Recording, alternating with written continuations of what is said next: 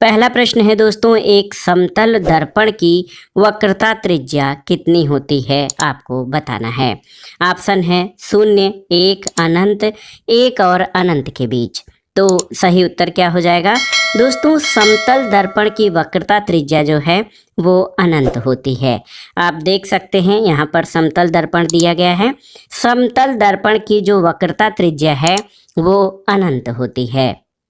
अगला प्रश्न है दोस्तों, आवर्धक कांच में किस प्रकार का लेंस प्रयोग किया जाता है? ऑप्शन है नतोदर यानी अवतल, समतल अवतल, उत्तल लेंस, उत्तल दर्पण या उपर्युक्त में से कोई नहीं या उपर्युक्त में से एक से अधिक।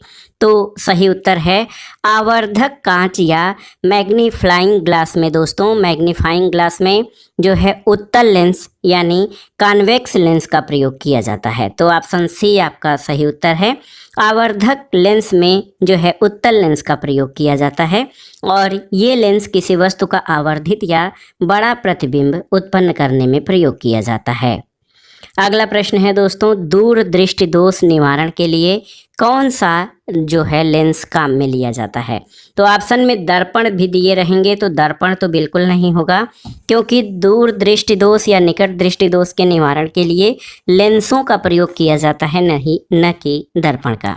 तो आप जान लीजिए दोस्तों, दूर दृष्टि निवारण के लिए उत्तल लेंस का प्रयोग किया जाता है।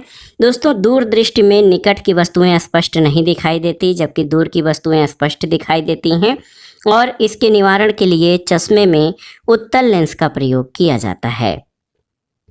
अगला प्रश्न है, दूर दृष्टि दोष वाले व्यक्ति के संबंध में निम्नलिखित कथनों में कौन सा एक सही नहीं है? तो यहाँ पर देखिए, व्यक्ति दूर के पिंडों को स्पष्टतः देख सकता है, बिल्कुल सही है। लेंस का नाभ्यांतर अधिक होता है, बिल्कुल सही है। और निकट से पिंडों का प्रतिबिंब रेटिना के पीछे फोकस होता है, सही है। और इस दोष को ठीक करने के लिए अवतल लेंस का उपयोग किया जाता है। तो आप जान लीजिए, दूर दृष्टि दोष वाले व्यक्ति के संबंध में ऑप्शन डी आपका गलत है, क्योंकि दूर दृष्टि से पीड़ित जो व्यक्ति होता है उसको निकट की वस्तुओं पर दृष्टि संकेंद्रित करने में परेशानी होती है और ये दोष मुख्यतः आँख की पुतली के अधिक छोटे होने के कारण या कार्निया के अधिक समतल होने के कारण उत्पन्न होता है और इस दोष को ठीक करने के लिए उत्तल लेंस का प्रयोग किया जाता है। अगला प्रश्न है दोस्तों, पढ़ने में काम आने वाले ग्लासेज किस प्रकार के लेंस से बनते हैं? अवतल, उत्तल, साधारण या दोनों ए और बी?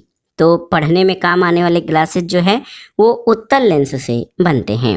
दोस्तों, आप जान लीजिए, बीच में मोटे और किनारे पर पतले आकार वाले ग्लासेज को उत्तल लेंस या कॉन्वेक्स लेंस कहा जाता है। ये अनंत से आने वाली किरणों को सिकोड़ता है, अतः इसे अभिसारी लेंस भी कहते हैं। उत्तल लेंस या अभिसारी लेंस का उपयोग पढ़ने के काम आने वाले ग्लासेज में करते हैं और ये दूर दृष्टि दोष के निवारण के लिए भी प्रयुक्त होता है। अगला प्रश्न है दोस्तों, निकट दृष्टि दोष दूर करने के लिए निम्नलिखित में से कौन सा लेंस उपयोग में लाया जाता है? तो आप जान लीजिए दोस्तों, निकट दृष्टि दोष दूर करने के लिए जो है कौन सा लेंस? तो आप जान लीजिए, कॉनकेव या नतोदर या अवतल लेंस प्रयोग किया जाता है। दोस्तों, निकट दृष्टि दोष के निवारण के लिए नतोदर, अवतल या अपसारी लेंस का प्रयोग किया जाता है। अगला प्रश्न है दोस्तों, निकट दृष्टि दोष को ठीक किया जाता है कैसे? उत्तल लेंस का प्रयोग करके, अवतल लेंस का प्रयोग करके, समतल अवतल लेंस का प्रयोग करके या समतल कांच प्रयुक्त करके? तो आप जान लीजिए दोस्तों, निकट दृष्टि दोष को अवतल लेंस का प्रयोग करके ठीक किया जाता है। निकट दृष्टि दोष से पीड़ित व्यक्ति निकट की वस्तु तो देख लेता है, लेकिन एक निश्चित दूरी से अधिक रखी वस्तु को स्पष्ट नहीं देख पाता है। इस दोष के निवारण के लिए व्यक्ति के चश्मे में अवतल लेंस का प्रयोग किया जाता है। अगला प्रश्न है, मायोपिया या निकट दृष्टि दोष को ठीक किया जाता है कैसे? तो आप जान लीजिए, मायोपिया या निकट दृष्टि दोष में दोस्तों इसको दूर करने के लिए अवतल लेंस का प्रयोग किया जाता है। अगला प्रश्न है, निकट दृष्टि दोष की रोग मुक्ति होती है किससे? तो किस लेंस से? सही उत्तर आपका हो जाएगा अवतल लेंस द्वारा। तो याद रखिएगा, अवतल लेंस से निकट दृष्टि दोष को जो है मुक्त किया जा सकता है। अगला प्रश्न है, जब एक व्यक्ति तीव्र प्रकाश क्षेत्र से अंधेरे कमरे में प्रवेश करता है तो उसे कुछ समय के लिए स्पष्ट दिखाई नहीं देता, बाद में धीरे धीरे उसे चीज़ें दिखाई देने लगती हैं। इसका कारण क्या है? तो ऑप्शन है पुतली के आकार में परिवर्तन, लेंस के व्यास और फोकस दूरी में परिवर्तन, रोडोप्सिन का विरंजन और पुनः विरजन होना, या फिर आँखों का अंधेरे के प्रति कुछ समय में अनुकूलित होना।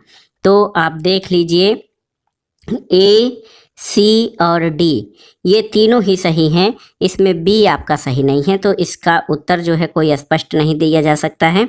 आँखों में स्थित कोन फोटो रिसेप्टर जो होता है वो तीव्र प्रकाश की स्थिति में कार्य करने के लिए अनुकूल होते हैं, जबकि राड रिसेप्टर जो होते हैं वो अंधेरे में कार्य करने के लिए अनुकूल होते हैं।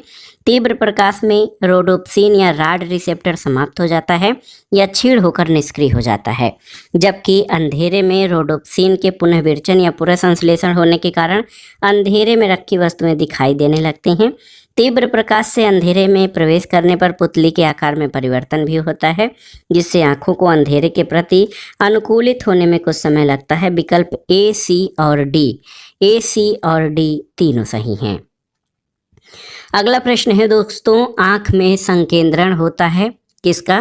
देखिए, लेंस की उत्तलता में परिवर्तन द्वारा, लेंस की आगे पीछे गति द्वारा, रेटिना की आगे पीछे गति द्वारा, या आंख के तरल के अपवर्तनांक में परिवर्तन द्वारा। तो सही उत्तर हो जाएगा आंख में संकेंद्रण होता है लेंस की उत्तलता में परिवर्तन के द्वारा। दोस्तों, आंख में संकेंद्रण लेंस की उत्तलता में परिवर्तन के द्वारा होता है। ऑप्शन ए आपका सही उत्तर है। अगला प्रश्न है, आंख के लेंस का फोकस दूरी किसके कार्य से परिवर्तित होती है? पुतली, रेटिना, सिलियरी मांसपेशी, आइरिस, या उपर्युक्त में से कोई नहीं। तो सही उत्तर है सिलियरी मांसपेशी। दोस्तों, सिलियरी मांसपेशियों के शिथिलन और संकुचन से आंख के लेंस की मोटाई में परिवर्तन होता है, जिसके फलस्वरूप आंख के लेंस की फोकस दूरी, जो फोकल दूरी होती है, वो परिवर्तित हो जाती है। अगला प्रश्न है, निम्नलिखित कथनों में से कौन सा एक सही नहीं है, आपको बताना है। मृग तृष्णा एक प्रकाशिक भ्रम है जो प्रकाश के पूर्ण आंतरिक परावर्तन से उत्पन्न होता है, सही है। सर्च लाइट में अवतल दर्पण प्रयुक्त होता है, सही है। गर्मी में सामान्यतः सफ़ेद या हल्के रंग वाले कपड़े गाढ़े रंग के कपड़ों की तुलना में वरीय माने जाते हैं, सही है। और एक छोटे छिद्र वाला उत्तल दर्पण डॉक्टरों द्वारा रोगियों के नाक, कान और गले की जांच के लिए प्रयुक्त किया जाता है।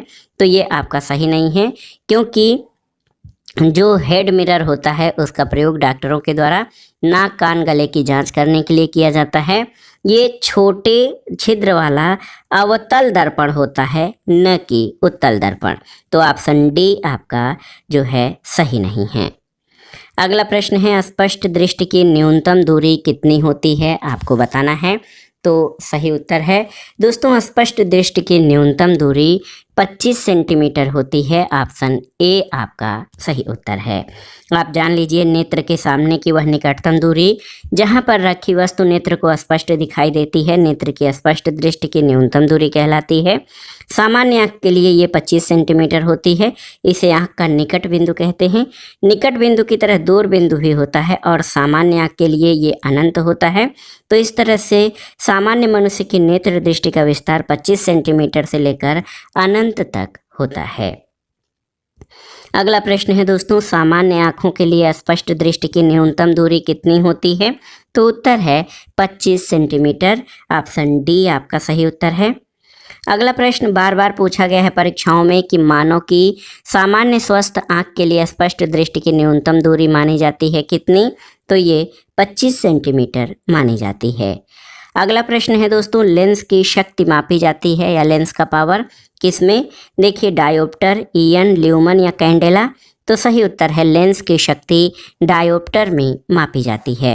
दोस्तों, एक लेंस की क्षमता या शक्ति फोकस दूरी के प्रतिलोम के बराबर होती है, जबकि फोकस दूरी मीटर में मापी गई हो तो P = 1/f मीटर। और आप जान लीजिए दोस्तों, लेंस क्षमता का मात्रक डायोप्टर होता है। इसे कैपिटल D से प्रदर्शित किया जाता है। उत्तल लेंस की क्षमता धनात्मक और अवतल लेंस की क्षमता ऋणात्मक होती है। अगला प्रश्न है दोस्तों, लेंस की क्षमता मापी जाती है किसमें? तो उत्तर है डायोप्टर में। अगला प्रश्न है दोस्तों कि यदि किसी ऐनक के लेंस की पावर +2 डायोप्टर हो तो इसकी फोकस दूरी कितनी होगी? तो 1/2 यानी 50 सेंटीमीटर हो जाएगी। दोस्तों, आप जान लीजिए कि P = 1/f होता है। तो आपसे पूछा गया है यदि किसी ऐनक के लेंस की पावर +2 डायोप्टर हो तो +2 डायोप्टर का मान ये होगा कि ये उत्तल लेंस होगा, तो ये 50 सेंटीमीटर इसकी फोकस दूरी होगी। अगला प्रश्न है धूप के चश्मे की पावर कितनी होती है? 0 डायोप्टर, 1 डायोप्टर, 2 डायोप्टर या 4 डायोप्टर? तो सही उत्तर है 0 डायोप्टर। दोस्तों धूप के चश्मे की पावर 0 डायोप्टर होती है। अगला प्रश्न है कैमरे का द्वारक और कपाट गति का निम्नलिखित में से कौन सा संयोग अधिकतम उद्भासन होने देगा? तो यहाँ पर देखिए 4 ऑप्शन दिए गए हैं। F22 1/60। दोस्तों आप जान लीजिए कैमरे का उद्भासन कैमरे के द्वारक के क्षेत्रफल तथा समय पर निर्भर करता है। ये उद्भासन d² × 2 के अनुक्रमानुपाती होगा। तो फोकस दूरी 22 और 1/60 जो है वो कैमरे के द्वारक और कपाट की गति में सबसे अधिकतम उद्भासन जो है यही स्थिति होने देगी। दोस्तों आप जान लीजिए कि जो बहुत ही महत्वपूर्ण है। अगले प्रश्न पर आते हैं। आंख के रेटिना की परंपरागत कैमरा में से निम्नलिखित में से किस भाग से तुलना की जाती है? फिल्म, लेंस, शटर या आवरण? तो सही उत्तर क्या हो जाएगा? सही उत्तर है फिल्म, ऑप्शन ए। दोस्तों आप जान लीजिए कि आंख का रेटिना जो है परंपरागत कैमरे की फिल्म की तरह कार्य करता है। रेटिना अपने से टकराने वाली प्रकाश किरणों को विद्युतीय सिग्नलों में परिवर्तित कर देता है, जिन्हें दृश्य सिराएं मस्तिष्क पर ले जाती हैं। अगला प्रश्न है दोस्तों बहुत ही महत्वपूर्ण प्रश्न है ये आपका कि मनुष्य की आंख में किसी वस्तु का प्रतिबिंब जिस भाग पर बनता है वो क्या है? स्वच्छमंडल, परितारिका, पुतली या दृष्टिपटल? तो सही उत्तर है दृष्टिपटल। दोस्तों मनुष्य के नेत्र की कार्यप्रणाली फोटोग्राफिक कैमरे से मिलती जुलती है। जिस वस्तु को हम देखते हैं उससे चलने वाली किरणें कॉर्निया और नेत्रोद्द्रव से होकर पुतली के रास्ते लेंस पर पड़ती हैं और दृष्टिपटल यानी रेटिना इसे फोकस कर देता है, जहां पर वस्तु का छोटा तथा उल्टा प्रतिबिंब बन जाता है। तो रेटिना पर दोस्तों किसी वस्तु का प्रतिबिंब बनता है। अगला प्रश्न है कि मनुष्य की आंखें किस वस्तु पर प्रतिबिंब बनाती हैं? आपको बताना है। तो उत्तर है रेटिना पर। अगला है दोस्तों दूरदृष्टि दोष में प्रतिबिंब निम्नलिखित पर बनता है। रेटिना पर, रेटिना के आगे, रेटिना के पीछे या अन्य बिंदु पर? तो सही उत्तर है रेटिना के पीछे। दूर दृष्टि दोष से पीड़ित कोई व्यक्ति दूर की वस्तुओं को स्पष्ट देख सकता है परंतु निकट रखी वस्तुओं को स्पष्ट नहीं देख पाता, और ऐसे दोषयुक्त व्यक्ति का निकट बिंदु सामान्य निकट बिंदु यानी 25 सेंटीमीटर से दूर हट जाता है और ऐसे में पास रखी वस्तु से आने वाली प्रकाश किरणें दृष्टिपटल यानी रेटिना के पीछे फोकसित होने लगती हैं, जिससे व्यक्ति को स्पष्ट नहीं दिखाई पड़ता है। अगला प्रश्न है किसी अपारदर्शी वस्तु का रंग उस रंग के कारण होता है जिसे वह अवशोषित करता है, अपवर्तित करता है, परावर्तित करता है या प्रकीर्ण करता है? तो दोस्तों किसी अपारदर्शी वस्तु का रंग उस रंग के प्रकाश के कारण होता है जिसे वो परावर्तित करता है। ऑप्शन सी आपका सही उत्तर है। दोस्तों जब प्रकाश किरणें किसी वस्तु पर आपतित होती हैं तो वो उनसे परावर्तित होकर हमारी आंखों पर पड़ती हैं और वस्तुएं हमें दिखाई देने लगती हैं। प्रकाश का परावर्तित भाग ही वस्तुओं का रंग निर्धारित करता है। अगला प्रश्न है दोस्तों एक रंगीन टेलीविज़न या कलर टेलीविज़न में 3 आधारभूत रंगों के मिश्रण से रंग बनते हैं। ये रंग कौन से हैं? तो ऑप्शन देखिए लाल, हरा और नीला, ये 3 आधारभूत रंग हैं। दोस्तों रंगीन टेलीविज़न में प्रयुक्त होने वाली कैथोड किरण नलिका में 3 विभिन्न फास्फर का प्रयोग किया जाता है जो लाल, हरे और नीले रंग को उत्सर्जित करते हैं। अगला प्रश्न है वे कौन से मूल वर्ण हैं जिनसे टीवी के पर्दे पर विभिन्न रंग प्रकट होते हैं? आपको बताना है। तो उत्तर है लाल, हरा और नीला, यानी रेड, ग्रीन, ब्लू। RBG या RGB याद रखिएगा, ये 3 मूल रंग हैं। अगला प्रश्न है दोस्तों जब लाल, नीले और हरे प्रकाश का पुंज एक स्थान पर पड़ता है तब प्रकाश का रंग हो जाता है कैसा? बैंगनी, लाल, पीला या सफ़ेद? तो सही उत्तर है सफ़ेद। दोस्तों, प्रकाश में 3 मूल या प्राथमिक रंग होते हैं, लाल, हरा और नीला। इनको मिलाने से द्वितीयक रंगों जैसे पीला, मैजेंटा का निर्माण हो सकता है। एक प्राथमिक और द्वितीयक रंग के जोड़े को एक दूसरे का पूरक रंग कहते हैं। सभी प्राथमिक रंगों अथवा सभी द्वितीयक रंगों को मिलाने पर सफ़ेद रंग के प्रकाश की उत्पत्ति होती है। अगला प्रश्न है, निम्नलिखित में से कौन सा प्राथमिक रंग नहीं है, आपको बताना है। तो बहुत ही महत्वपूर्ण है, निम्न में से कौन सा प्राथमिक रंग नहीं है। तो ऑप्शन है काला, पीला, लाल और नीला। तो काला जो है ये प्राथमिक रंग नहीं है। अगला प्रश्न है दोस्तों, 3 रंग मूल रंग हैं कौन से। तो लाल, नीला और हरा। देखिए, लाल, नीला और हरा, ऑप्शन बी आपका सही उत्तर हो जाएगा। नीला, हरा और लाल ये मूल या प्राथमिक रंग हैं। अगला प्रश्न है, निम्नलिखित कथनों पर विचार कीजिए। पहला कथन है कि यदि मेजेंटा यानी रक्ताभ नील, लोहित और पीले रंग के 2 वृत्त एक दूसरे को काटते हो तो प्रतिच्छेदित क्षेत्र का रंग लाल होगा। बिल्कुल सही है। यदि सायन यानी हरिताभ नीला और मैजेंटा यानी रक्ताभ नील लोहित रंग के 2 वृत्त एक दूसरे को काटते हों तो प्रतिच्छेदित क्षेत्र का रंग नीला होगा। तो दोनों ही कथन सही हैं, 1 और 2 आपके ऑप्शन सी सही उत्तर है। दोस्तों, जिस प्रकार लाल, हरा और नीला को प्राथमिक रंग कहा जाता है उसी प्रकार हरिताभ नीला, रक्ताभ नील लोहित और पीला को प्राथमिक वर्णक माना जाता है।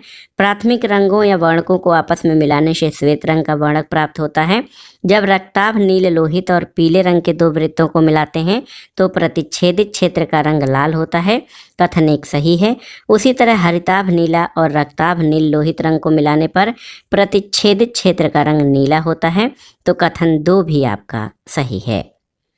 अगला प्रश्न है, सूर्य के प्रकाश में रंगों की संख्या कितनी होती है। तो आप जानते हैं 7 रंग होते हैं। सूर्य का श्वेत प्रकाश 7 रंगों का मिश्रण है जिसमें बैंगनी, जामुनी, नीला, हरा, पीला, नारंगी और लाल रंग होते हैं। जब श्वेत प्रकाश को किसी प्रिज्म से होकर पार कराया जाता है तो ये 7 रंगों में विक्षेपित या विभक्त हो जाता है, जिसे प्रकाश का वर्ण विक्षेपण कहते हैं। अगला प्रश्न है दोस्तों, निम्नलिखित रंगों में विषम रंग पहचानिए। हरा, भूरा, लाल और पीला। तो सही उत्तर है भूरा। दोस्तों, सूर्य के प्रकाश में उपस्थित रंगों विबग्योर में भूरा रंग नहीं पाया जाता है, इसलिए भूरा रंग असंगत है, जबकि हरा, लाल और पीला ये सूर्य के प्रकाश में पाए जाने वाले रंग हैं। आप जान लीजिए कि जब श्वेत प्रकाश को किसी प्रिज्म से होकर पार कराया जाता है तो ये 7 रंगों violet, indigo, blue, green, yellow, orange और रेड में टूट जाते हैं। इस घटना को प्रकाश का विक्षेपण अथवा वर्ण विक्षेपण कहते हैं। इंद्रधनुष का निर्माण इसी घटना के परिणाम स्वरूप होता है। अगला प्रश्न और प्रकाश अध्याय से संबंधित महत्वपूर्ण प्रश्नों का लास्ट क्वेश्चन है दोस्तों। आप देखिए, निम्नलिखित परिघटनाओं पर विचार कीजिए। यहाँ पर गोधूलि से सूर्य का आमाप, उषा काल में सूर्य का रंग, उषा काल में चंद्रमा का दिखना, आकाश में तारों का टिमटिमाना, आकाश में ध्रुव तारे का दिखना। उपर्युक्त में से कौन से दृष्टि भ्रम है। तो देखिए, गोधूलि से सूर्य का आमाप, उषा काल में सूर्य का रंग और आकाश में तारों का टिमटिमाना, 1, 2, 4 ये आपके दृष्टि भ्रम है। दोस्तों, संध्या के समय सूर्य का आकार बड़ा दिखना एक दृष्टि भ्रम है। उषा काल में सूर्य का लाल दिखना और आकाश में तारों का टिमटिमाना एक दृष्टि भ्रम है। आसमान में जगमगाते तारों को देखकर हमें ऐसा लगता है जो अनवरत नहीं चमक रहे हैं बल्कि पल पल चमकना बंद करते रहते हैं, लेकिन ऐसी बात नहीं है।